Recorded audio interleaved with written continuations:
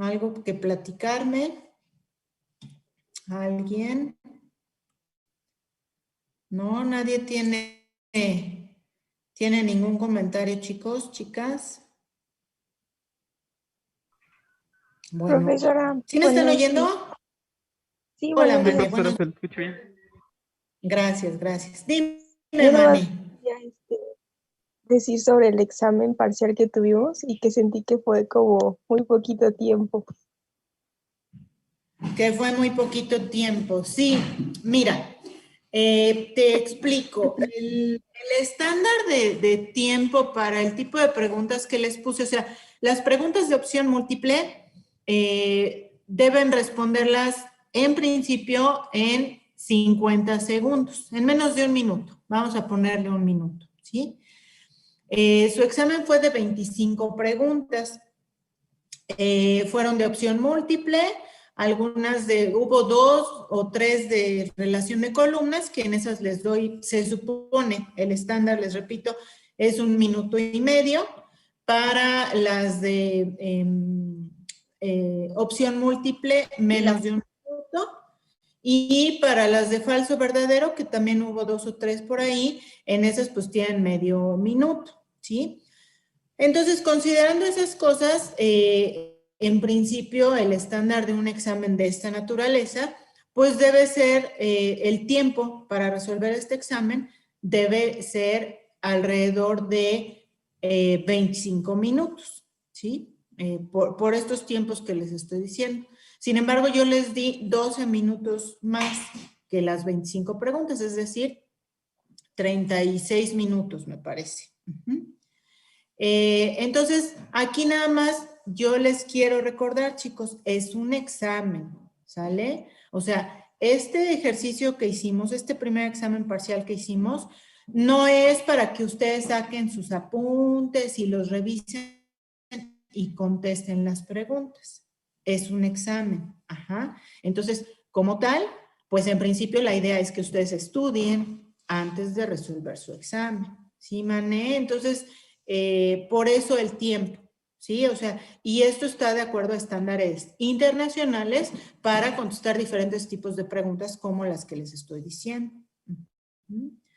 Entonces, bueno, eso con respecto al examen. Y en general sí, siempre me dicen que es poco tiempo y así, pero les repito, es un examen, chicos. Ajá.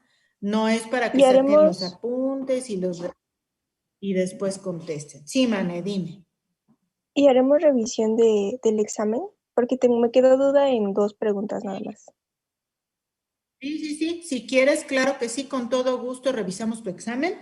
Lo hacemos aparte, a menos de No, que, o de sea, que me... me refería a que si en general íbamos a revisar el examen en grupo, o sea, para que nos No, dijera, no pues miren, vamos a chavos. no vamos a revisar el examen en grupo por cuestiones de estas complicaciones técnicas, más que técnicas, o sea, aquí es muy difícil controlar los contenidos de los exámenes, ¿sí? Entonces, normalmente, ¿qué pasa? Que pues van copiando pantallas y luego se los pasan.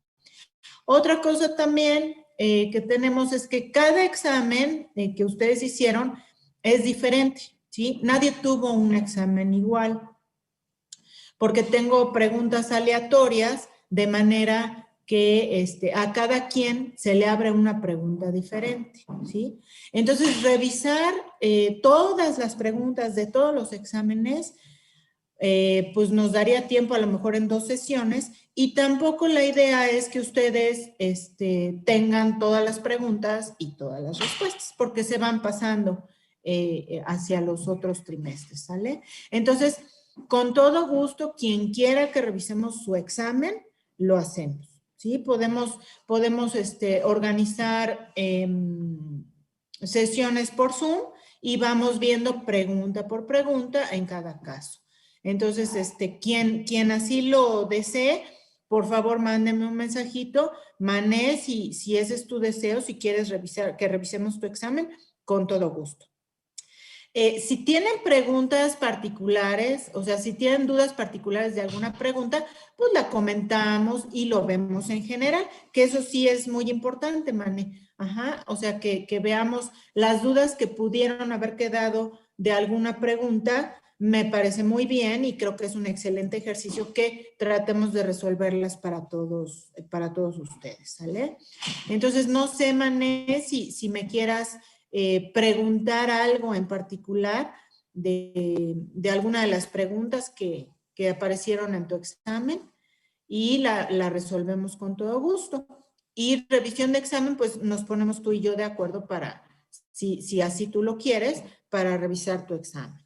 ¿Sí? Entonces, Mané, no sé, te escucho, no sé si tienes alguna duda en particular que quieras que resolvamos para todos. ¿Alguna duda en particular? Le digo que no me fue mal en el examen, solamente quería saber si lo íbamos a, a checar entre todos. Y No. pues creo que hacía alguna pregunta, no la recuerdo muy bien, la verdad, pero Ok. creo que en general sí está bien. Bueno, sí, ahí chicos, chicas, o sea, yo les agradeceré que cuando se queden con alguna duda, ya sea en los resúmenes, en los exámenes, en cualquier ejercicio que hagamos, que tengan alguna duda y que me digan, ¿y por qué esta es la respuesta correcta y no esta? Con todo gusto lo vemos, porque a lo mejor muchos de ustedes tienen esa misma duda y a veces no nos atrevemos mucho a hacerlo extensivo a todos, ¿sí? Entonces, por favor, yo les pido, no se queden con dudas, pregúntenme cualquier cosa que les haya parecido que está mal o que no entendieron, cualquier cosa así, por favor, háganmelo saber y lo vemos. Y lo ideal es que lo veamos en estas sesiones porque les repito, a lo mejor muchos de ustedes muchas veces tienen esas mismas dudas, ¿sí? Entonces, eh, por favor, cualquier cosa háganmela saber. Entonces, la respuesta extendida a esta PANE, que creo que era muy importante que todos lo sepan, pues es eso, chicos, ¿sí? No sé si tengan alguna otra pregunta general y recuerden, o sea, ahí yo les encargo mucho los 4 exámenes que los 4 exámenes parciales que vamos a tener, pues son en este mismo, o sea, son parecidos a este primero que hicimos, ¿sí? También va a ser con tiempo restringido, por esto que les acabo de decir, es un examen, es una evaluación.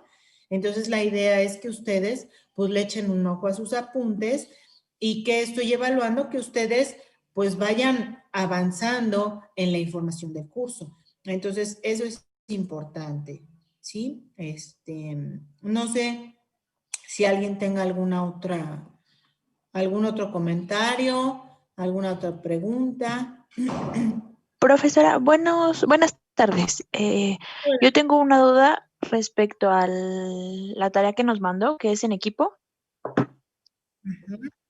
¿Cuál es la de tinción de Gram, dices? Sí, esa. Ok. En la pregunta número 2 dice, ¿qué observaría si se utiliza un método de tinción simple para teñir bacterias? Mi duda es, cuando vi el video, pude observar que se marcaban o se veían las gram positivas y las gram negativas. Unas se marcaban de color violeta, me parece, y otras de color rojo. No sé si eso es lo que se tiene que agregar en esa pregunta. No, América. Aquí es muy importante, o sea, yo en el resumen de esta semana, que ahorita vamos a revisar esto que comentas, América, de la tinción de Gram, hay varios tipos de tinción, pero en el caso de esta tarea en equipo que menciona su compañera, les estoy preguntando por un tipo de tinción simple, ¿sí? Aquí estamos, tinción de Gram es una tinción diferencial. ¿Por qué diferencial? Porque nos ayuda a diferenciar entre grupos bacterianos. Y eso es muy importante que lo consideremos. La tinción de Gram solamente es válida para el caso de bacterias. Nunca vamos a poder decir que tenemos una levadura Gram positiva o Gram negativa.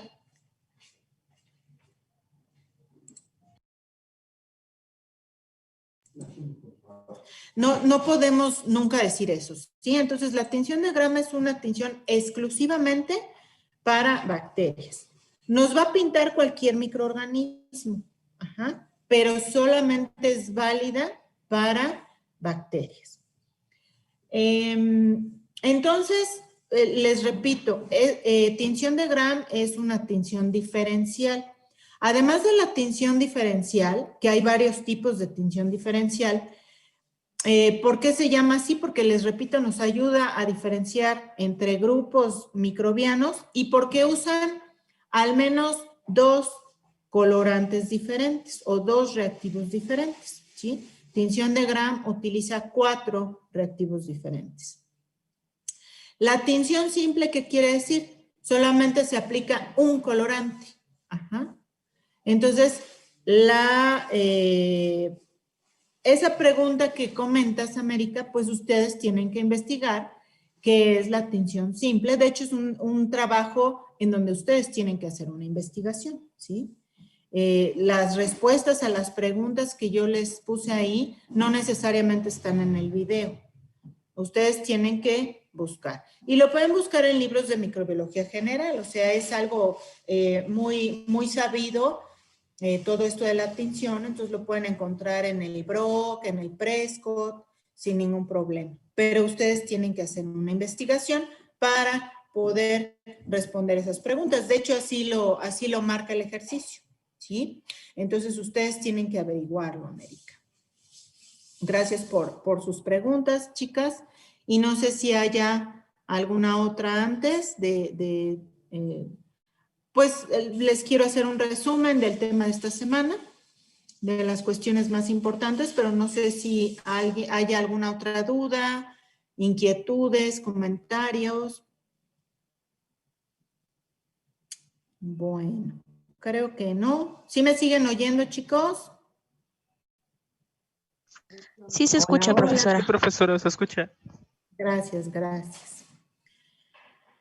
Entonces, si no tenemos otro comentario, justo el tema de esta semana, como ya algunos de ustedes han visto, varios no, al menos conté 10 personas que no han ni siquiera mirado de qué se trata el tema de la semana, lo cual lamento mucho porque la idea es que en estas sesiones, pues ustedes aprovechen para exponerme sus dudas, para hacerme comentarios, ¿sí? Eso es muy importante. Entonces, si ustedes no revisan los resúmenes, los ejercicios, pues no vamos a aprovechar la sesión. Entonces, les voy a compartir la pantalla y vamos a ver, les digo algunas cosas que quiero resaltar que son muy importantes del tema de esta semana. Esta semana estamos viendo bacterias y arqueas. Recuerden, las arqueas y las bacterias son células procariotas y son 2 dominios diferentes, que eso lo habíamos platicado pues en un tema anterior, ¿sí? Entonces, recuerden que tenemos 2 dominios con células procariotas que son bacteria y arquea. Entonces, esta semana es lo que estamos revisando y es lo que les quiero platicar, como resumir acerca de estos grupos. Si tienen alguna duda, por favor, me interrumpen. Aquí sí les voy a pedir que me hablen porque cuando estoy compartiendo pantalla no los veo, ¿sí? Entonces, por favor, interrúmpanme y con todo gusto vamos resolviendo las dudas que aparezcan. Entonces, desafortunadamente, pues bueno, no tenemos laboratorio, ya lo sabemos. pero aquí una de las cosas que les quiero recalcar, chicos, es que lo que se llama morfología, es decir, la forma de una bacteria, la podemos ver a dos niveles. Una macroscópica, es decir, lo que podemos ver con nuestros ojos, y si recuerdan, habíamos visto en el primer tema que revisamos que en caso de cuando tenemos un medio sólido, vamos a poder ver la formación de colonias, que son estos puntitos que vemos aquí, y esa sería la morfología macroscópica. Ajá. ¿Cómo es ese puntito? Recuerden que este puntito se llama colonia. Ajá. Entonces, a nivel macroscópico, lo que podemos observar son colonias. Y entonces, ¿qué debemos observar? Debemos ver qué forma tiene la colonia, si está elevada o si es plana, cómo es la superficie, cómo es el margen. Ahorita les doy algunos ejemplos. Y una vez que nosotros tomamos esta colonia, la ponemos en un portaobjetos y la observamos al microscopio, es cuando podemos ver la morfología microscópica, que se refiere a esas formas que brevemente también ya habíamos visto antes, si son circulares, que se llaman cocos, si son como bastones, que son los bacilos, espirilos, espiroquetas, o si tenemos alguna forma filamentosa.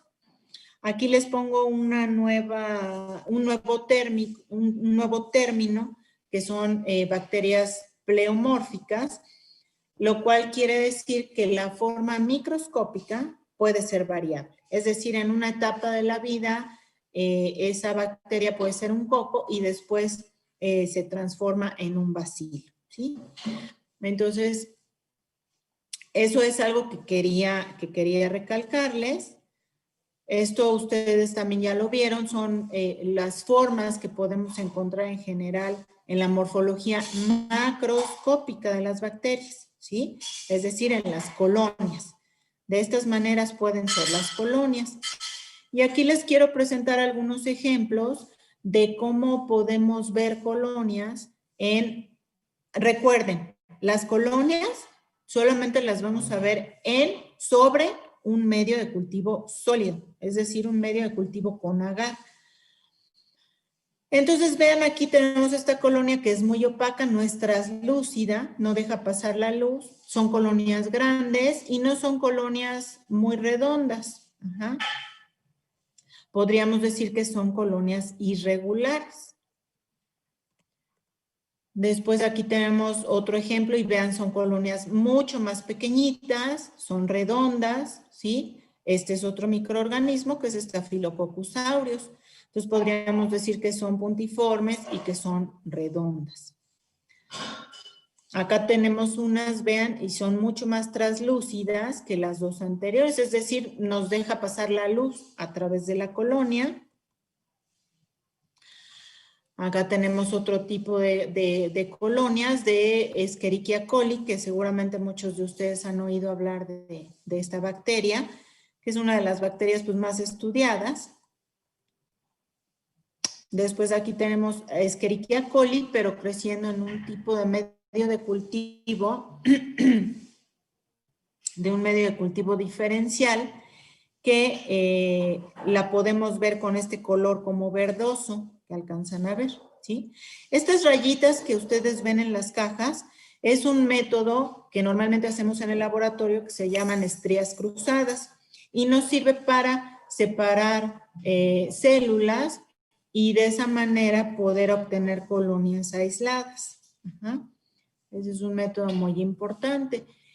Y en esta última caja de Petri que les muestro aquí, ¿qué ven de diferente? ¿Alguien me podría decir cuál es la diferencia que ustedes observan en esta caja con respecto a estas otras? ¿Podrían decir? ¿El color? ¿Qué es de diferente color? Ok, el color es uno. ¿Y qué otra cosa ven? A ver, vean con detalle y qué otra cosa diferente ven. Si el color es muy importante, porque la mayoría de las bacterias, van a formar colonias pues de estos colores como vemos acá, ¿sí? Amarillosas, blanquecinas. Esta es una bacteria pigmentada, ¿sí? Pero ¿qué otra cosa ven de diferente? A ver, díganme, por favor. Pareciera que en otra parte tuvo el crecimiento de algún otro... Muy bien, Héctor, muchas gracias. ¿Por qué dice eso, Héctor? Porque, bueno, estamos viendo dos tipos de colonias diferentes. Si ven, estamos viendo esta de color rosa y estas más pequeñitas de color blanco. Entonces, eso lo que quiere decir es que tenemos dos microorganismos diferentes aquí, ¿sí?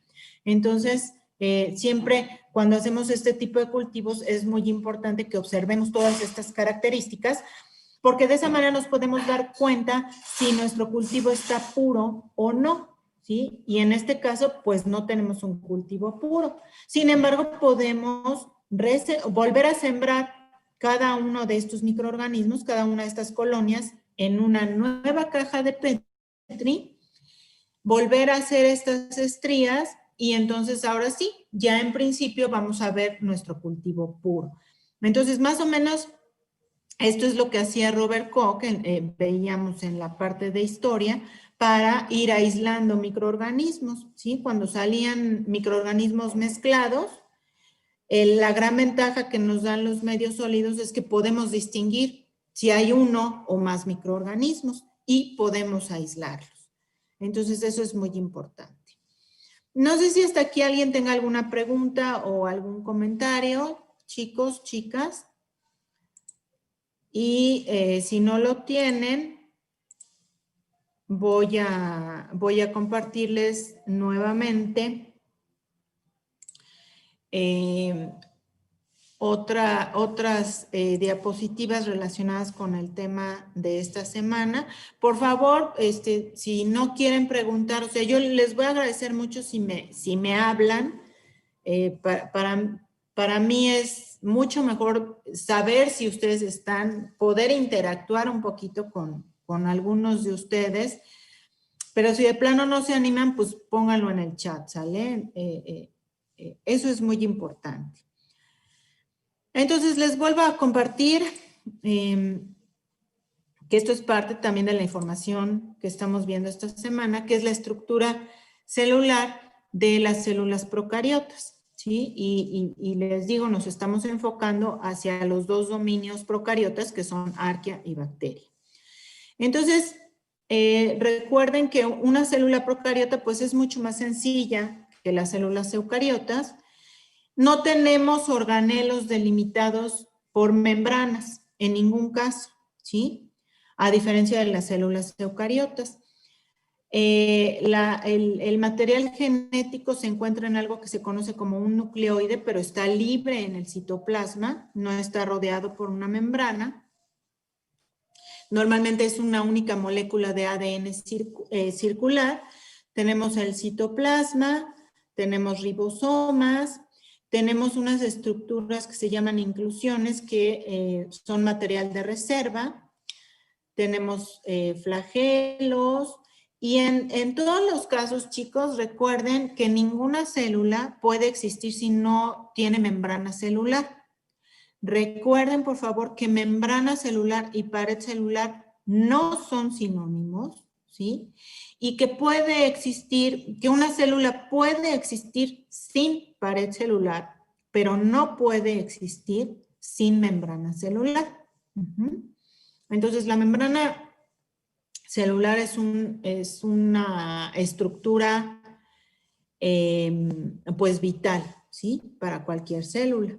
Una célula sin esta no puede existir.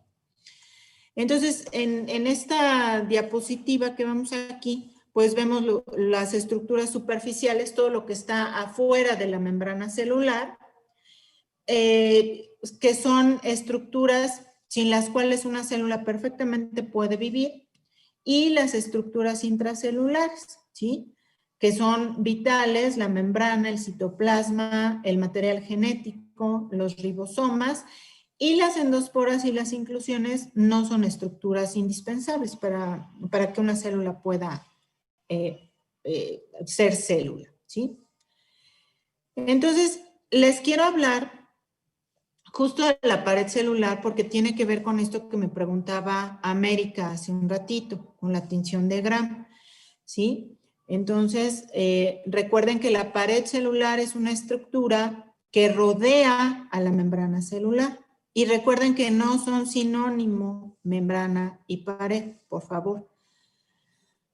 Entonces, la principal función de la pared celular es que le da forma y protección a las células.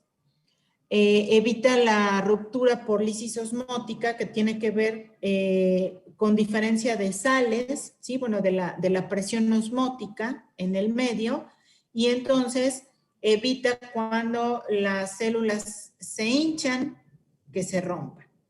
Eso lo vamos a ver en un tema más adelante, lo vamos a ver con más detalle.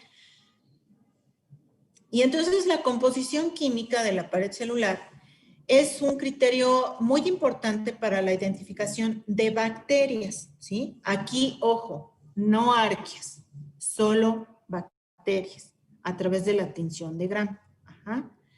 En el caso de las bacterias, el principal componente de la pared celular es un polímero que se llama peptidoglicano, ¿sí? Que es esta estructura que estamos viendo aquí.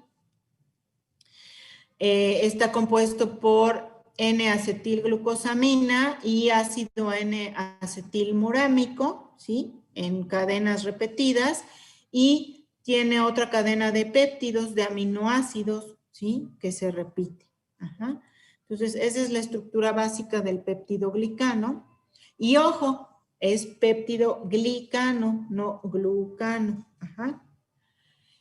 También antiguamente se le conocía como mureína, y si ustedes le llaman mureína al peptidoglicano, está bien, pueden usarse como sinónimos. En arqueas, el peptidoglicano está sustituido por otro polímero que se llama pseudomureína, también tiene proteínas y polisacáridos. Entonces, por la composición de la pared celular, en este sentido, en las arqueas no son susceptibles a penicilina ni a lisozima. Aquí es importante que yo les comente, la lisozima es una enzima que justamente actúa sobre el peptidoglicano, sobre la estructura del peptidoglicano, y esa es una de las preguntas que aparecen en el resumen de esta semana, ¿sí? Acerca de la lisozima. Entonces, como las arqueas no tienen peptidoglicano, entonces no son susceptibles a los antibióticos del tipo de la penicilina. ¿Por qué? Porque justamente los antibióticos del tipo de la penicilina atacan actúan sobre un paso en la producción de peptidoglicano. Entonces, las células se debilitan y entonces esa es la manera en la que actúa la penicilina. Entonces, las arqueas, al no tener peptidoglicano, pues no son susceptibles a la penicilina ni a antibióticos beta-lactámicos como son la penicilina, ¿sí? No sé si me estoy explicando, si estoy siendo clara, chicos, si alguien tenga alguna duda, algún comentario. Bueno, esto que vemos aquí abajo es lo que les platico que es la lisis osmótica, ¿sí? En donde las células se hinchan por la entrada de agua y acaban explotando. Entonces, justo la pared celular evita que las células se rompan por este fenómeno que es la lisis osmótica, ¿sí? Aquí tenemos las principales diferencias entre ambos tipos de pared celular y vemos que las bacterias gram positivas tienen una capa muy gruesa de peptidoglicano, a diferencia de la capa de peptidoglicano en las bacterias gram negativas. Ajá. Entonces, justo este peptidoglicano es que hace la pared celular de las gram positivas más resistente que las gram negativas. Uh-huh.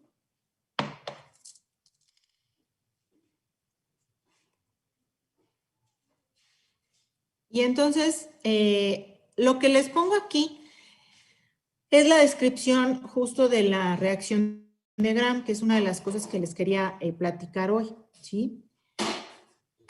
El fundamento de este tipo de tinción diferencial, recuerden, es un tipo de tinción diferencial, ¿sí? Entonces, el fundamento de esta tinción son justo las diferencias en la composición de la pared celular de las bacterias.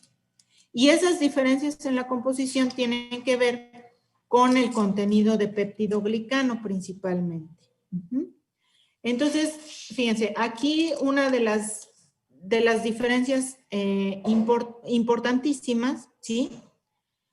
Es que las gram positivas que tienen mucho peptidoglicano en la pared celular, tienen una pared celular resistente, ¿sí? Y no es soluble en solventes. En la tinción de Gram vamos a fijar, es decir, a pegar las bacterias en un portaobjetos, y esto normalmente lo vamos a hacer con calor, ¿sí? Entonces después vamos a agregar varios colorantes, que son los colorantes de la tinción de Gram. El primero es cristal violeta, que es color violeta, ¿sí? Y agregamos inmediatamente después Lugol, que es una solución de yodo. Entonces se forma un complejo entre el cristal violeta y el yodo que no va a salir de la célula gram positiva, ¿sí? Porque las paredes celulares son muy resistentes. Se forma este complejo, ¿sí? Y agregamos un agente, un solvente, que puede ser alcohol o puede ser alcohol-acetona, una mezcla de alcohol-acetona. ¿Y qué va a pasar? Que en el caso de las gram negativas, la pared celular se disuelve, ¿sí? En este decolorante, en este solvente, y entonces el complejo cristal violeta yodo sale de la célula, de manera que queda otra vez transparente, como normalmente son las células procariotas, ¿sí? En el caso de la pared celular de gram positivas, el solvente deshidrata y cierra los poros de la pared celular, de manera que el color violeta queda retenido dentro de la célula, ¿sí? Este solvente ya no deja que salga de la célula. Entonces, por esa razón es que las bacterias gram positivas son de color azul o violeta. En el caso de las gram negativas, les repito, después de que ponemos el solvente, otra vez las células quedan transparentes y se van a pintar del último colorante que agregamos, que es un colorante de color rojo, rosa, que se llama azafranina. Y entonces por eso es que las bacterias gram negativas quedan pintadas de color rojo, rosa. Ajá. Como les platiqué, las arqueas no responden a la tinción de gram, pero normalmente se pintan como gram negativa, es decir, de color rosa. ¿Se acuerdan por qué les dije que las arqueas no responden a la tinción de gram, chicos? ¿Alguien? A ver, alguien que me diga por qué las arqueas no responden a la tinción de gram. ¿Porque no tienen peptidoglicano? Muy bien, Giovanna, te agradezco mucho tu respuesta y es la respuesta correcta, ¿sí? Entonces, recuerden, cuando hacemos tinción de gram en una levadura, en una arquea, sí se van a pintar. No es que no se pinten, pero no podemos decir que son gram positivas o gram negativas.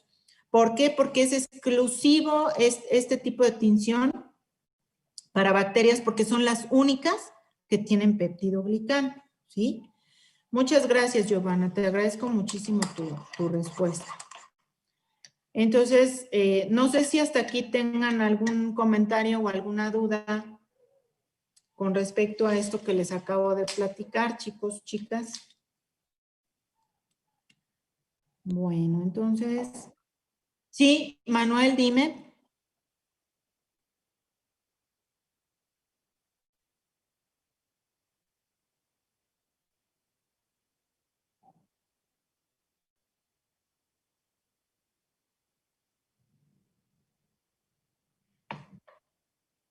Sí, no te preocupes, Manuel. Yo te agradezco mucho tu intervención y búscalo con calmita.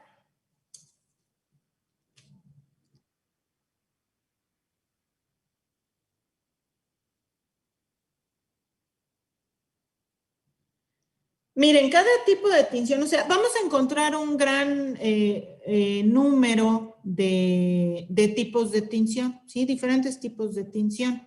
Hay muchos y normalmente cada uno de estos tipos tiene un objetivo diferente y un principio diferente, ¿sí? Por ahorita no quisiera darles esta respuesta porque es parte de lo que ustedes tienen que investigar. Pero, Manuel, te voy a agradecer si la próxima sesión me lo recuerdas y ahí sí lo comentamos, porque esto es parte de una de las respuestas que ustedes tienen que investigar. Entonces, bueno, aquí con respecto a las tinciones y tanto en el Brock como en el Prescott viene muy extenso el capítulo de tinción de células y pueden encontrar, van a ver que hay muchos tipos, ¿sí? Entonces, pueden encontrar, les digo, tinción simple, tinción diferencial y tinción selectiva. Entonces, a través de estos diferentes tipos de tinción, vamos a poder observar diferentes estructuras en las células, ¿sí? Hay, por ejemplo, algunos colorantes que nos permiten la tinción de núcleos, hay colorantes que nos permiten la tinción de flagelos, de cápsulas. Entonces, depende de lo que estemos estudiando, pues la tinción que debemos seleccionar. Si tú, por ejemplo, quieres saber si alguna bacteria tiene cápsula o no, pues entonces tienes que seleccionar otro tipo de tinción que no es la tinción de Gram, ¿sí? La tinción de Gram, o sea, la gran importancia de la tinción de Gram es que, aunque es muy viejita, ¿sí? La propusieron hace mucho tiempo, Christian Gram, pero aunque se propuso hace mucho tiempo, hasta el día de hoy sigue siendo muy válida. Yo no sé si alguna vez alguno de ustedes se ha fijado cuando nos dan un antibiótico, muchas veces nos dice antibiótico de amplio espectro, y eso quiere decir que actúa sobre gram positivas y gram negativas. Es decir, a lo mejor no es un antibiótico a base de beta-lactámicos como la penicilina, ¿sí? Porque esos son eficientes contra los gram positivos solamente. O también hay veces que nos dicen antibiótico efectivo contra gram positivos o contra gram negativos. Y véanlo, cuando se tomen un antibiótico, obsérvenlo. Entonces, les digo, o sea, ¿de qué depende que seleccionemos uno u otro tipo de tinción? Del estudio que estemos haciendo. Entonces, esta gran división de las células bacterianas en gram positivas y gram negativas es muy importante y es parte de lo que ustedes tienen que investigar. O sea, ¿hay algún otro tipo de tinción que nos permita clasificar dos grandes grupos de bacterias como esto que estamos viendo? Entonces, Manuel, te voy a agradecer muchísimo si la próxima sesión me recuerdas esto que me acabas de preguntar para que ustedes puedan investigarlo y entonces ya con base en eso vamos a discutir al respecto la próxima semana, por favor, ¿sí? Pero son diferentes, o sea, recuerden, hay tres grandes tipos de tinción: simple, diferencial y selectiva. Y vamos a escoger uno u otro tipo dependiendo del estudio que estemos haciendo. Ajá. Entonces, ahorita no quiero ahondar mucho en este tema porque es un trabajo que ustedes tienen que investigar por el momento, ¿sale? Pero te agradezco mucho la pregunta, Manuel, y me recuerdas, ¿sale? Porfa. Gracias, Manuel.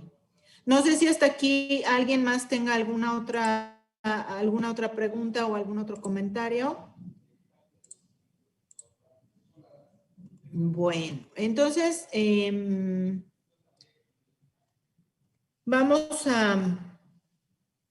voy a compartir nuevamente pantalla, ¿sí? Para ir rápidamente como resumiéndoles todo esto que hemos estado viendo. Y miren, esto es la cápsula, ¿sí? Que con la cápsula, les repito, o sea, si una bacteria no tiene cápsula, no pasa nada. Solamente le va a dar ventajas. Y normalmente una cápsula o glicocálix tiene que ver con la virulencia, se dice, de una bacteria. ¿Qué quiere decir esto? Que muchas bacterias que tienen esta cápsula son patógenas. Y si ustedes le quitan la cápsula, pierden su capacidad infectiva, ¿sí? Entonces, normalmente, por eso se dice que se considera un factor de virulencia. Y miren, aquí les muestro algunos ejemplos de tinción de cápsulas en este caso, ¿sí? Entonces, tenemos varios tipos de tinción de cápsulas, la tinción Maneval. Aquí tenemos otro tipo de tinción con tinta india, ¿sí? Entonces, vean, todo este halo que vemos alrededor de la célula son cápsulas. Y en este caso las vemos de color blanco y la célula de color morado. Ajá. Entonces, eso es como lo vemos a nivel microscópico, ¿sí? Y macroscópico, cuando una bacteria tiene cápsula, normalmente vamos a ver colonias muy brillosas y mucosas, ¿sí? Que si las levantamos con este fierrito que vemos aquí, que se llama asa microbiológica, ajá, vamos a ver como baboso, como mucoso, así como su nombre lo dice.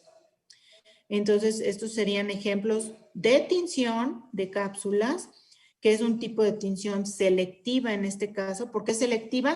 Porque podemos ver exclusivamente cápsulas. Y así también, por ejemplo, podemos encontrar tinción para flagelos, para endosporas, ¿sí? Para diferentes estructuras. Entonces, bueno, los flagelos, ya vimos que la principal función es el movimiento y hay diferentes tipos de flagelos.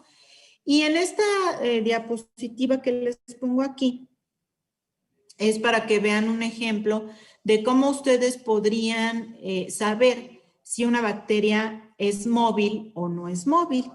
El principal mecanismo de movilidad en una bacteria es a través de flagelos, aunque hay otros, ¿sí? Entonces, fíjense, podemos preparar tubos de ensayo con un medio de cultivo sólido, pero con un agar suave, ¿sí? Normalmente el agar es como una gelatina, ¿sí? O sea, lo podemos comparar con una gelatina. En este caso, imaginemos una gelatina aguadita. Ajá. Entonces, ustedes inoculan, inocular quiere decir poner al microorganismo en un medio de cultivo. Entonces, aquí picamos. Esto que vemos aquí es que sumergimos una aguja que tenía el microorganismo dentro de este medio de cultivo. Y en este caso pasó lo mismo. Sin embargo, aquí vemos que el microorganismo crece sola y exclusivamente alrededor de donde picamos. A diferencia de lo que tenemos aquí, que el microorganismo se extendió en todo el medio de cultivo. Eso quiere decir que este microorganismo es móvil y este microorganismo es inmóvil. ¿Siguen ahí, chicos? ¿Me siguen oyendo? Sí, Profesora, aquí seguimos. Gracias, gracias. Y bueno, aquí un ejemplo de una bacteria muy común, que no sé si todos ustedes conocen, que es Helicobacter pylori. ¿Alguien ha oído hablar de esta bacteria? ¿A alguien le suena? Sí, A ver, ¿qué has oído de esta bacteria? que se aloja en el estómago y que produce, creo que úlceras o pues que vive ahí y que, bueno, yo recuerdo que cuando la estuve investigando o buscando, Ajá. como que las investigaciones iban que por qué podía sobrevivir en ese medio de ácido del estómago. Así es, muy bien. ¿Quién me contestó? Perdón, porque les digo que en esta no veo. ¿Mario? Martínez Luciano. Ah, Luciano, ok, muy bien. Y Mario también me dice por aquí que es la causante de la gastritis. Muy bien, les agradezco mucho a ambos y ambos tienen toda la razón. Esta bacteria normalmente la tenemos todos en el tracto, pues gástrico, no intestinal, pero en el tracto gástrico hasta el estómago. Y justamente es la que provoca la gastritis, ¿sí? Entonces, como vemos aquí, esta es una bacteria que tiene flagelos, ajá. ¿Y qué tipos de flagelos vemos aquí, chicos, con base en la diapositiva que vimos anteriormente? ¿Cómo qué tipo de flagelo ven ahí? ¿Alguien que me pueda decir? Serían lofótricos, ¿sí? Mira, sí, podríamos confundirlas con perítricos, pero si vemos aquí, vean la diferencia entre lofótrico y perítrico, ¿sí? Y miren, más bien lo que estamos viendo aquí en el Helicobacter es que si se fijan bien, los flagelos salen de un lado de la célula nada más. Hay varios flagelos, pero que salen de un lado nada más. Entonces a esos les llamamos lofótricos, a diferencia de estos que tenemos acá que sí serían perítricos. Entonces, bueno, eso con respecto a los flagelos. Después tenemos estas dos estructuras, fimbrias y pilis, que fimbrias son adhesión otra vez, fijación a superficies, y los pilis, que los vamos a retomar más adelante, también son como, hagan de cuenta que es como un tubito, ¿sí? A través del cual una bacteria puede conectarse con otra bacteria. ¿Y para qué sirven estos pilis?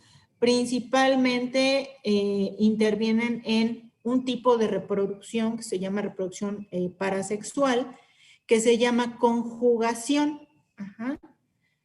En donde tenemos una bacteria que produce pilis y entonces le va a inyectar un plásmido. ¿Alguien se acuerda qué son los plásmidos? Que ya los vimos también esta semana. Son fragmentos de ADN, ¿no?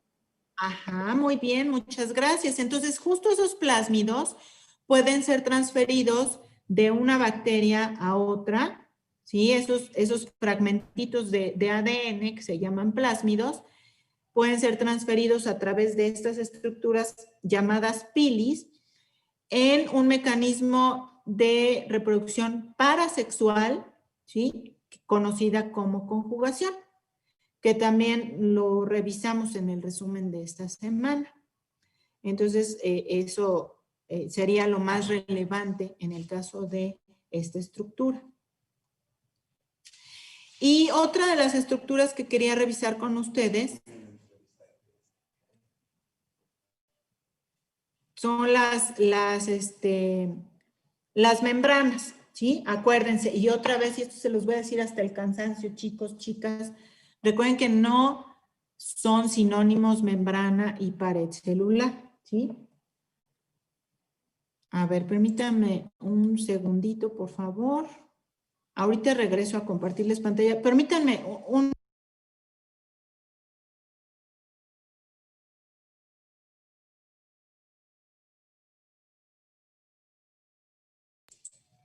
Ya, perdón. Entonces, bueno, regreso aquí a la membrana. Recuerden que la membrana, o sea, es una estructura sumamente importante y sin membrana no puede haber una célula. Es el límite justo de la célula. Y sabemos que en general es una bicapa lipídica que rodea al citoplasma, ¿sí? Y la vamos a encontrar en todas las células sin excepción. Las funciones, pues es transporte de nutrientes y de residuos, ¿sí? Hacia adentro y hacia afuera de la célula. Y esto ocurre a través de transporte selectivo. En las células procariotas, además, es donde hay algo de conservación de energía y también se va a consumir energía en la membrana y también se lleva a cabo una parte del metabolismo, como estas que vemos aquí. Entonces, yo sé que ustedes han oído hablar del transporte activo y el transporte pasivo. Muchos de ustedes ya revisaron este ejercicio también, este resumen, y habrán recordado qué es el transporte pasivo y qué es el transporte activo. La membrana está compuesta principalmente de proteínas, también de carbohidratos y de lípidos. Los principales componentes que tenemos en la membrana son lípidos y proteínas. Es lo que le da, es decir, gracias a los lípidos y a las proteínas, es que las membranas celulares funcionan para el transporte de compuestos. Entonces, tenemos, bueno, esto no quiero detenerme mucho porque solamente quiero recalcarles lo más importante, ¿sí? Este es el clásico esquema, ¿sí? De mosaico fluido de las membranas celulares, en donde tenemos la parte hidrofóbica y la parte hidrofílica, ¿sí?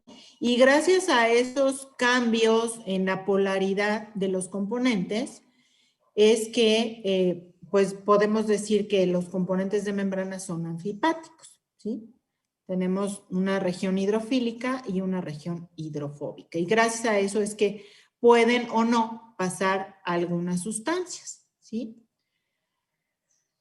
En cuanto a las proteínas, que les digo son los dos principales componentes que tenemos en la membrana, tenemos un montón de tipos de proteínas, pero las principales son proteínas de transporte, proteínas conectoras y enzimas, ¿sí? Acuérdense que las enzimas también son proteínas. Y también a su vez podemos encontrar dos tipos. Las integrales, que como su nombre lo dice, están integradas en toda la membrana, ¿sí? O sea, van de un lado a otro de la membrana, la atraviesan, y las periféricas, que se encuentran de un lado o de otro de la estructura de la membrana. Entonces, las integrales, como vemos aquí, son las que ocupan la mayor parte de la membrana, están unidas fuertemente y como ejemplos tenemos canales iónicos, bombas de protones, y las periféricas están a un lado u otro de la membrana, como vemos aquí, están unidas débilmente a la membrana, y un ejemplo serían las enzimas, ¿sí? Diferentes tipos de enzimas. Y con respecto al transporte activo y transporte pasivo, ya sabemos, bueno, muchos de ustedes recordarán que el transporte pasivo no consume energía, ¿sí? El activo consume energía. Entonces, como el pasivo no consume energía, pues tiene que ocurrir a fuerzas a favor de gradiente. ¿Alguien me podría decir qué es esto de gradiente? ¿Qué es a favor de gradiente, chicos? ¿Alguien que recuerde cómo qué es eso de a favor de gradiente? No es cuando la concentración menor se encuentra en el destino a donde quiere llegar cierta sustancia y si fluye a una menor concentración es a favor de gradiente, ¿no? Muy bien. En cambio, si fluye en contra. Muy bien, Mario. Te agradezco muchísimo. Y sí, así como nos nos dice Mario, a favor de gradiente sería cuando fluye de mayor a menor concentración, ¿sí? En contra de gradiente es al revés. Entonces, las células, o sea, esta cuestión de a favor de gradiente, pues es muy práctica, ¿no? Porque no requiere un gasto energético. El transporte se lleva a cabo por simple difusión y se detiene cuando se igualan las concentraciones. Sin embargo, pues es lo único que se necesita. Muchas veces las células, en general, pues requieren concentrar alguna sustancia. Entonces, en el transporte activo, que sí consume energía, ocurre contragradiente, es decir, de menor a mayor concentración. Y esto le permite a una célula concentrar sustancias, es decir, una célula se puede alimentar a partir de azúcares, por ejemplo, concentrando sustancias, ¿sí? Entonces, esto es con respecto a los dos tipos de transporte a través de la membrana. Y bueno, ustedes ya habrán visto también que tenemos dos tipos de transporte pasivo, la difusión simple o difusión pasiva y la difusión facilitada. La diferencia entre estas es que la difusión facilitada ocurre a través de proteínas, ¿sí? Y la difusión simple simplemente difunde a través de la membrana. Esas proteínas a través de las cuales difunden algunas sustancias son proteínas integrales, ¿sí? Por ejemplo, proteínas de canal, y depende, la velocidad del transporte depende del número de proteínas disponibles. Y recuerden que se va a detener una vez que el gradiente de concentración, o más bien que se igualen las concentraciones en ambos, entonces no siempre es eficiente. Y el otro tipo de transporte es este que ya habrán revisado, el transporte activo, que sirve para concentrar sustancias. Ocurre en contra de gradiente y requiere energía. Entonces, aquí vamos a encontrar tres tipos: uniportador, sinportador y antiportador. En estos dos últimos, como dos sustancias o dos solutos son transportados simultáneamente, se conoce también como transporte acoplado, ¿sí? En el sinportador se transportan dos solutos en la misma dirección y en antiportador dos solutos en dirección opuesta, ¿sí? Un ejemplo de este tipo de transporte que seguramente han oído es la bomba de sodio-potasio, ¿sí? Entra sodio, sale potasio o al revés. Entonces, eso es algo que vamos a ver en este tipo de transporte. Y otra de las cosas que les quiero platicar también es las diferencias yo les había dicho antes, en el tema pasado, que hay muchas diferencias entre arqueas y bacterias. Y una de las grandes diferencias entre las arqueas y las bacterias es justamente la composición de la membrana celular. De hecho, las membranas celulares de eucaria, o sea, las nuestras y las de una bacteria, son muy parecidas. Y a su vez son muy diferentes de las membranas celulares de las arqueas. Ajá.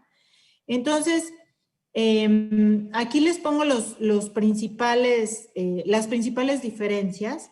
Esta es una tabla comparativa, ajá, como las que vimos en el caso de las algas y las plantas, que algunos de ustedes así como que no les quedó muy claro la tabla comparativa, ¿sí? Entonces, yo ahí nada más les recomiendo, no se queden con la duda, chicos. Si no me preguntan a mí, o sea, en Google pueden encontrar muchas cosas y aclarar muchas dudas. Entonces, fíjense, las principales diferencias, mientras en arquea el glicerol es L, en eucaria y en bacteria es D. ¿Se acuerdan? Esto tiene que ver con la quiralidad y son como imágenes especulares, ¿sí? Entonces tenemos L-glicerol y de glicerol en eucaria y en bacteria. Los enlaces que unen al glicerol con los lípidos, en el caso de eucaria y bacteria, son enlaces éster, este grupo funcional que vemos aquí. En el caso de las arqueas, el grupo funcional es un enlace éter. Ajá. Los lípidos en arquea son isoprenoides ramificados. En el caso de arquea y bacteria son ácidos grasos. En el caso de arquea se encuentra la lipídica, ¿sí? Que es el esquema que conocemos todos. Y en el caso de las arqueas, vamos a encontrar una bicapa lipídica, pero en muchas arqueas vamos a encontrar una monocapa lipídica, ¿sí? Y eso es algo como que nos cuesta trabajo entender porque siempre hemos oído hablar de la bicapa lipídica, pero las arqueas tienen monocapa lipídica y justo esta monocapa lipídica y esta composición de isoprenoides y ramificaciones son características que hacen a las arqueas mucho más resistentes que cualquier otra célula, ¿sí? No sé si alguien tenga algún comentario, alguna duda, pero son de las cosas que que estamos revisando durante esta semana, chicos. Creo que esas eran las cuestiones más importantes que quería recalcarles. Y otra que les quiero recalcar nada más es acerca de las,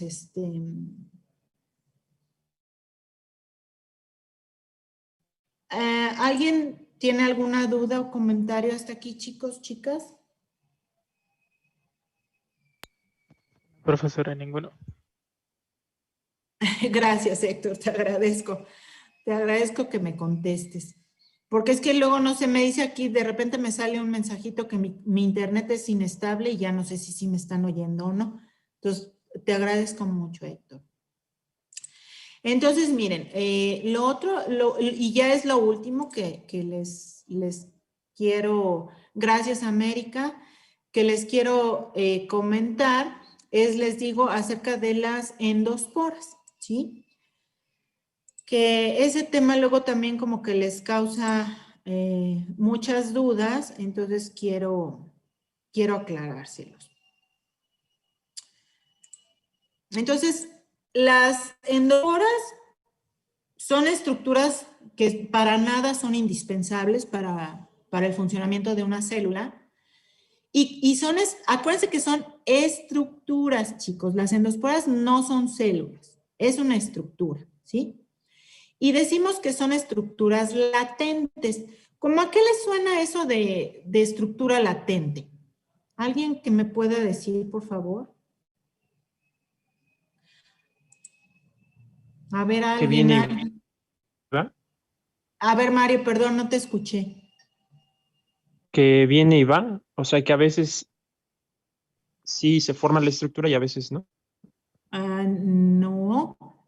¿Alguien más? ¿Alguna otra idea? Muchas gracias, Mario, te agradezco. ¿Alguien más?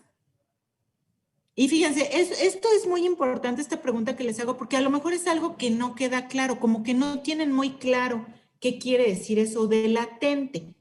Entonces, vamos a tratar de comparar estas estructuras con una semilla, ¿sí? Las semillas, un frijol, es una estructura latente.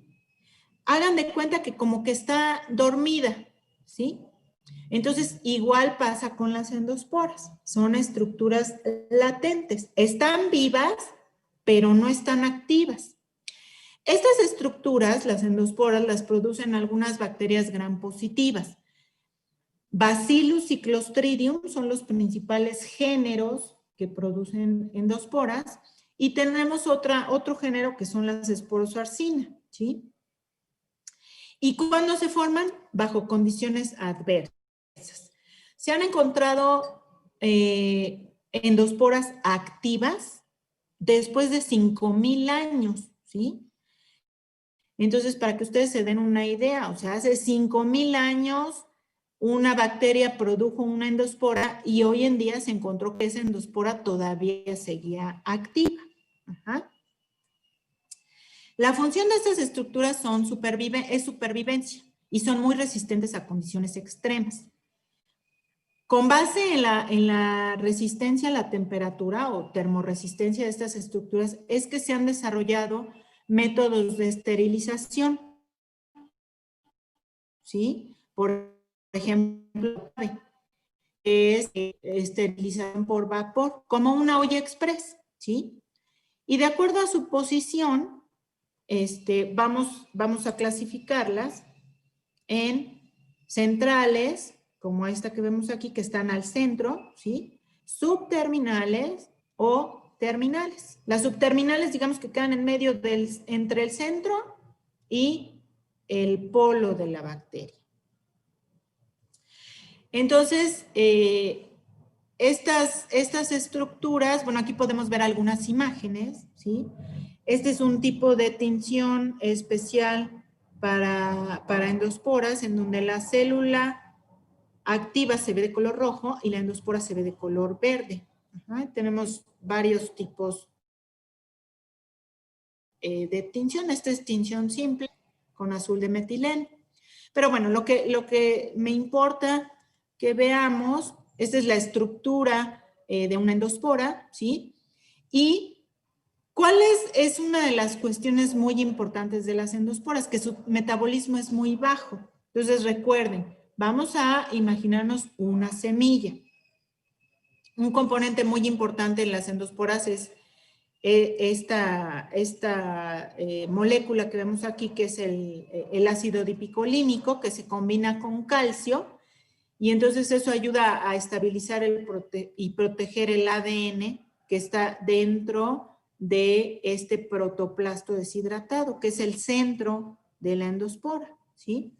El metabolismo aquí está inactivo. Entonces, antes de continuar, me importa mucho que entendamos qué es una célula vegetativa, porque es el concepto que vimos por ahí.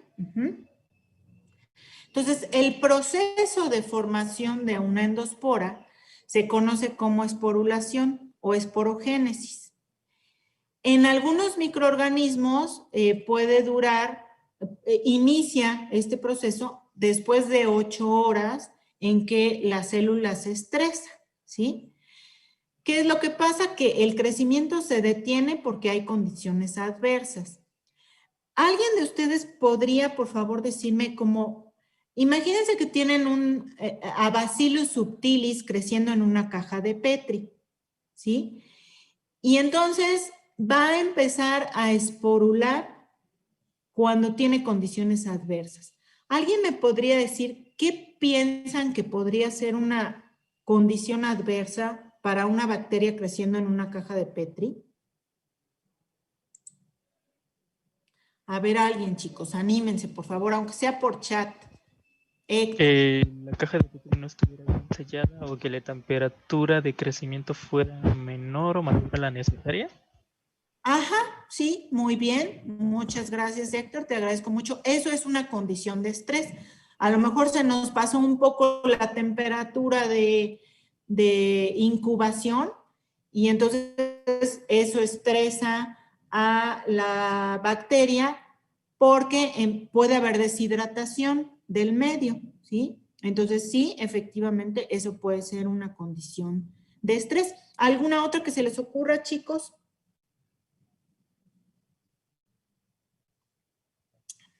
A ver, Podría ser ¿alguien más? también Sí, Mario, te escucho. el frío o la luz. El frío o la luz, sí, aunque no. Mira, en el caso de bacterias, aunque hay algunas que sí responden a la luz, a la mayoría les da igual, ¿sí? Luz, no sol, porque ahí sí ya, si les está dando el sol directo, eso sí sería una condición de estrés. Y sí, el frío puede ser, sin embargo, el frío, ¿qué va a pasar? Que va a detener también el crecimiento y por lo tanto el metabolismo se nos alenta mucho, ¿sí? Entonces, aunque el frío sí las va a estresar, no vamos a poder ver tan bien el efecto de la esporulación. ¿Algún otro que piensen? A ver, si ustedes hagan de cuenta que a ustedes los meten en una alberquita así súper a gusto, con una temperatura deliciosa, que está llena de algo que les guste mucho comer. O sea, no sé, tacos, pasteles, chocolates, no sé, lo que les guste comer. Y se comen eso que les gusta tanto, pero se les empieza a acabar porque tienen un volumen constante de lo que más les guste, ¿sí? Entonces empiezan a comerse todo lo que está a su alrededor y se lo terminan. Entonces va a llegar un momento en que también les va a causar un estrés porque ya no van a tener comida a su alrededor. Ajá. Entonces eso puede ser también otra condición de estrés para una célula, ¿sí? Cuando empieza a terminarse el alimento. Ajá. Puede ser la humedad, no, Andrea, en general la humedad no, porque todas las células necesitan agua para poder vivir. Al contrario, sí, cuando la humedad se termina, es decir, cuando se empieza limitante, eso sí sería una condición de estrés. Muy bien, les agradezco mucho a todos los que participaron. Y entonces regreso a esta diapositiva. Entonces, bueno, ya vimos esas condiciones adversas o condiciones de estrés, ¿sí? A ver, déjenme ver. ¿Puede ser presencia de otra colonia de bacterias?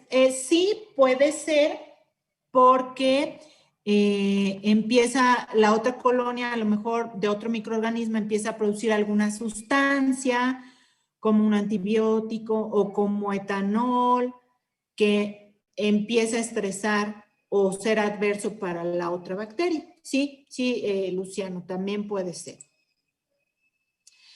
Entonces, bueno, esta formación de esporas o esporulación, ¿qué es lo que pasa? Es cuando una célula vegetativa hidratada, que está metabólicamente activa, pasa a ser una endospora deshidratada, metabólicamente inactiva.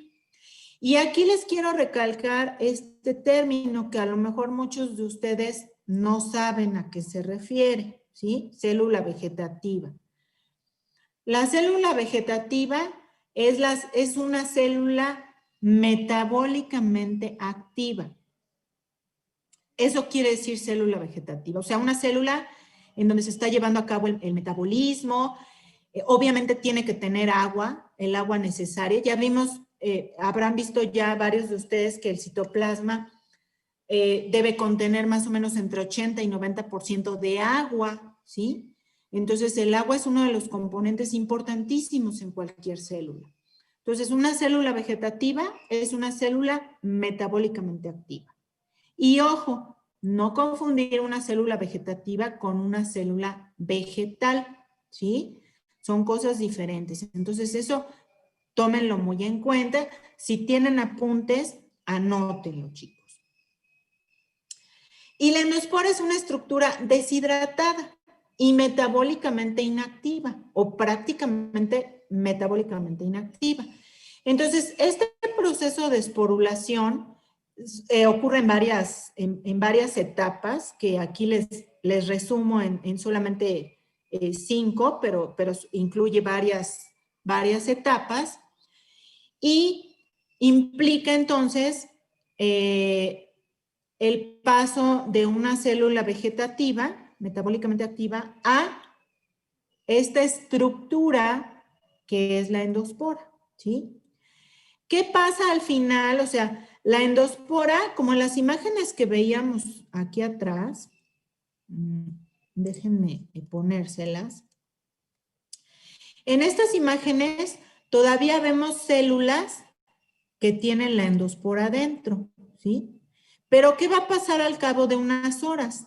Que va a haber lisis celular, es decir, la célula, esta parte rojita que vemos aquí, se rompe y solamente quedan las endosporas libres. Ajá. Aquí vean, ya podemos ver algunas endosporas, no sé si alcanzan a ver estos puntitos verdes, ya son las endosporas libres, es decir, ahí la célula vegetativa ya está lisada, ya está rota. Entonces, al cabo de un tiempo, vamos a ver ya solamente las endosporas, ¿sí? Entonces, en Bacillus subtilis, que es una bacteria muy común, vamos a ver el proceso que inicia después de 8 horas, en donde empieza a tener una condición adversa a la célula. Lo contrario de la esporulación es la germinación. Cuando las condiciones son favorables, y esto lo podemos imaginarnos otra vez una semilla de frijol, ¿sí? Cuando las condiciones son favorables, la endospora germina, y entonces a este proceso le vamos a llamar germinación, e implica el paso de una endospora metabólicamente inactiva a una célula vegetativa, es decir, una célula metabólicamente activa, ¿sí? Y esto ocurre también a través de varios pasos. Entonces, lo que me importa mucho que quede claro, chicos, es este ciclo que les pongo aquí. Ajá. Tenemos una célula vegetativa en condiciones adversas. Entonces, empieza a producir la endospora. Y vamos a poder ver las endosporas dentro de la célula vegetativa.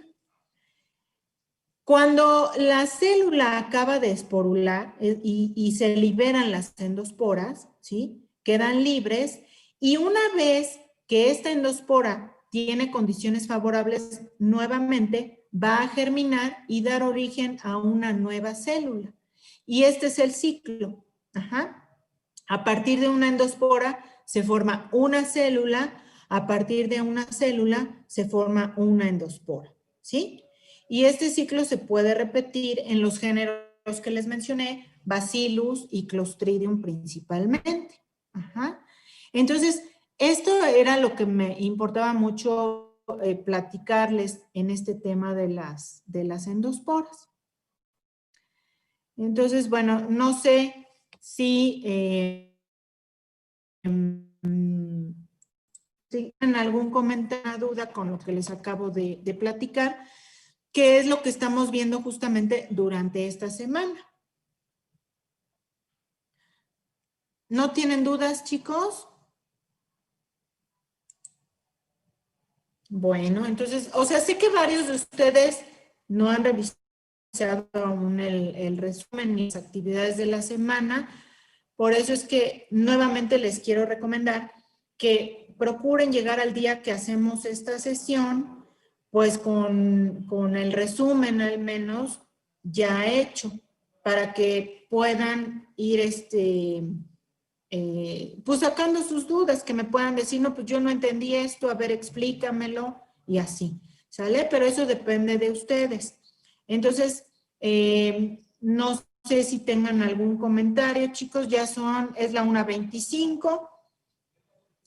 Nuestra sesión acaba a la 1:30. Entonces, esto que repasamos ahorita, ¿sí? Son cosas muy importantes que me importa que tengan muy claro. Y de todos modos, si salen si salen dudas, pues las vemos en la siguiente sesión. No sé si alguien tenga algún comentario, dudas, y si no, pues damos por terminada nuestra sesión de hoy. Nadie. Ok, bueno, supongo que no hay dudas, que todo quedó clarísimo. Maravilloso. Entonces, gracias, Mario. Entonces, pues, a ver, déjenme ver. Ok, gracias, Manuel. Gracias, Andrea. Chicos, chicas, entonces, pues, nos vemos la próxima semana. Me parece, gracias Brisa, gracias Itsuri. Muchas gracias a todos quienes me contestan. Entonces, me parece que la próxima semana ya tenemos nuestras primeras